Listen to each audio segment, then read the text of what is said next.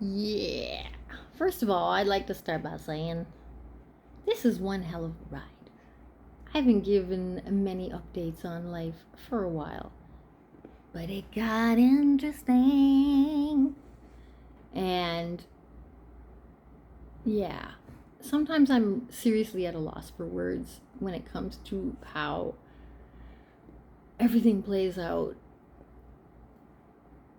Like, I don't know. I really am at a loss for words in the sense of when I started the whole reality transurfing bit and I was studying that and applying it, and it took me a while before I actually clued in. For some weird reason, Jupiter had to enter Aries in the beginning of 2023 in January for me to be like, fuck it, I'm gonna just do what I want. And little did I know about astrology, even less evolutionary astrology, that it's clockwork.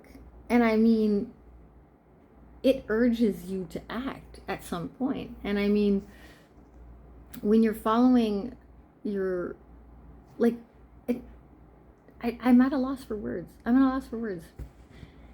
Reality transurfing is very essential, okay? And it's very tied to, like, the Kybalion. I read that recently. Didn't read it. I actually listened to the audiobook twice. And I actually think there's a lot of books that are based on that, and a lot of teachings that are based on that. The 7 Hermetic Principles. And it really is mind-blowingly simple. I mean, applying the knowledge is a whole other thing, though. But it's like a basis for, like, life.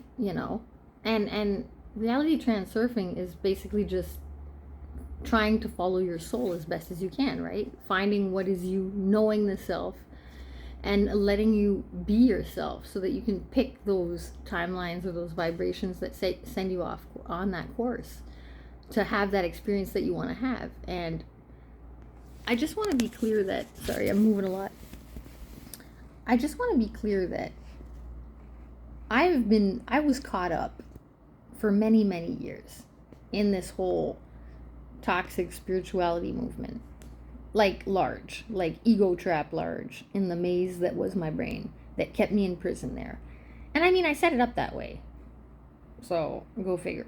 But at some point, when you start like to break out of that whole prison within, if you will, I think that's more what breaking out of the matrix really is you're breaking out of your prison within, the prison that you've encapsulated yourself in. When you go against your own soul's natural vibration, it brings you what you need. And it's only when you resist that shit goes bad. And then you gotta learn. Go back to your soul, go back to your source. And it sounds simple and it sounds easy, but it really isn't, because we're constantly bombarded with society and government and family and education systems, and that's normal. I mean, that's part of the game, right? It's part of the game. But also what's part of the game is you're a player in this game. You can still play this game, but understand that there's principles that are in effect that make a lot of sense. And they're part of the game. And you can't necessarily be above the game. There's no cheat codes for this shit. You gotta be willing to learn and put in the work if you want to play the game and have more fun at it. It's normal. It's like you can't just start playing a game and be good at it. Like, that doesn't really happen. So, that being said, I've also come to discover evolutionary astrology, and I've just not even dabbled the surface yet. And how everything is literally aligned to yeah. It if you're not doing the work, let's say, and you are resisting, you better believe them transits are gonna line up and give you a cataclysm event to set you back on course. And yes, free will's a thing. You don't have to do it, But then where does it lead you? Downhill? Yeah. So basically, yes, your thoughts do create reality. And I do believe that very firmly. And the basis of that is you have to direct your thoughts to what you want. You're the one that's deciding where your thoughts go. And that is going to decide ultimately what reality you're going to create. Nothing's going to change those laws and principles, believe me. So, from the standpoint I am right now, because trust me, when I look back on old videos that I put on YouTube, I'm pretty cringed out, man. And I know I keep saying this, man, but holy fucking shit.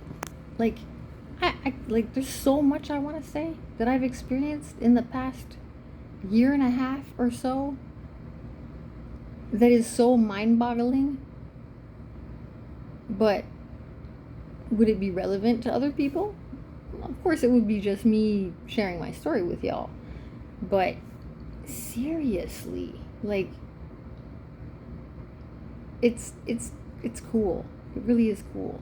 Like, I understand I had to keep myself in that little prison mind, and I got work to do. I got work to do. I got soul work to do. That whole ascension thing and about people thinking that they're fucking living in fifth density or fifth dimension or whatever the fuck, or fourth dimension or sixth dimension, 5D. Like, are you kidding me? I get it. I get it if you're trying to cheat code the game to not do the work. I get it. I get it because I was there too. I was trying to cheat code my way out of the game too because I wasn't enjoying it, because I didn't want to do the work. I didn't want to do it. I didn't know I didn't want to do it. Took me a while to figure that one out too. But there's clues and there's flags. There's clues and there's flags. Like, if you're thinking you're better than someone else and you're being condescending towards anyone on this planet because you consider your path to be more elevated than theirs, or you consider your vibration to be more elevated than theirs, well, have I got news for you?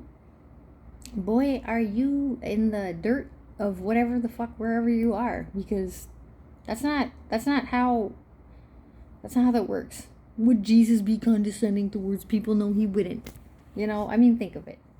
Like, you can't think you're that far ahead if you actually think people are beneath you. And I don't give a shit what walk of life you're judging.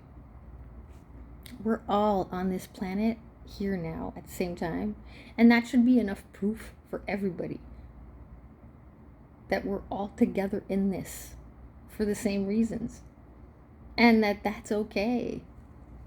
And stop trying to get out of it. Learn to enjoy it and learn to play the game. Do the work. I know I said that a lot, and I was bypassing the work by trying to do other work so that I didn't have to do the real work that I didn't want to do, kind of like productive procrastination when you're ADHD. Kind of like that. It's kind of like that. But,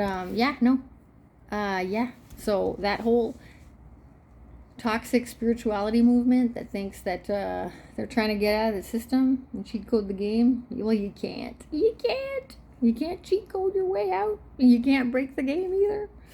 Nope, you can't. And even if you had all the answers of the universe, you still wouldn't be able to get out of it. You still wouldn't be able to get out of it. You can't.